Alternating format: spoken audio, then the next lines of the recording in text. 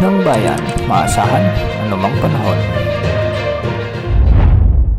Magandang oras po sa ating lahat. Narito na ang latest update sa lagay ng ating panahon ngayon at sa magiging lagay ng panahon sa susunod na 24 oras. Sa kasalukuyan ay maraming lugar ngayon ang nakakaranas ng maulap na papawirin na may mga kasamang pag-ulan at minsan ay malalakas na pag-ulan, at ito ay dulot ng umiiral na shear line. Ito yung banggaan ng mainit at malamig na hangin, at ito ay nakakaapekto ngayon sa Southern Luzon at sa buong Visayas. Samantala, amihan naman ang magdudulot ng malamig na panahon sa bahagi ng Luzon.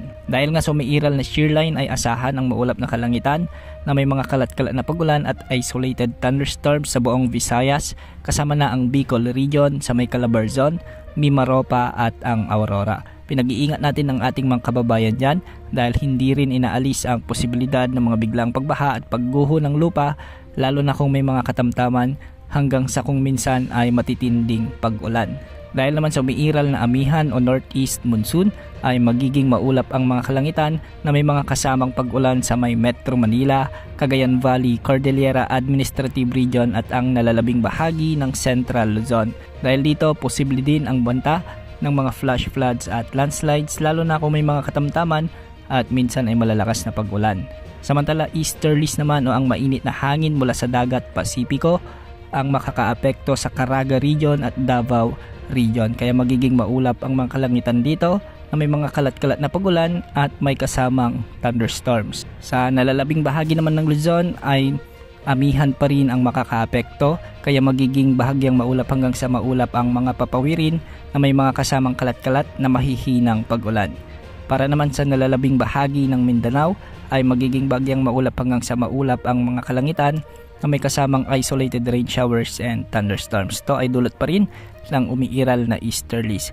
Dahil nga sa mainit na panahon ay posible ang mga banta ng mga flash floods o landslide, lalo na kung may mga umiiral na severe thunderstorms. Para naman sa lagay ng mga dagat baybayin sa ating bansa, sa Northern Luzon ay posible ang mga pag-alon mula 2.8 hanggang 5 metro. Pinag-iingat natin ang ating mga kababayan sa mga nasabing baybayin dahil napakadelikado ang pamamalaot sa mga baybaying ito. Samantala, sa karagatan naman ng Visayas at ang eastern section ng Central Luzon ay posible ang mga pag-alon hanggang 3.7 meters. At sa nalalabing baybayin naman ng ating bansa ay posible ang mga pag-alon hanggang 2.5 meters. Wala pa rin tayong namomonitor na anumang sama ng panahon gaya ng LPA o potensyal na bagyo na posibleng pumasok sa ating bansa sa susunod na 3 hanggang 5 araw. Samantalang shear line naman ay patuloy na makakaapekto sa malaking bahagi ng Southern Luzon at Visayas hanggang sa mga susunod na araw, kaya pinapayon natin ang ating mga kababayan dyan na palaging mag-monitor sa lagay ng ating panahon. Yan ang update sa lagay ng panahon.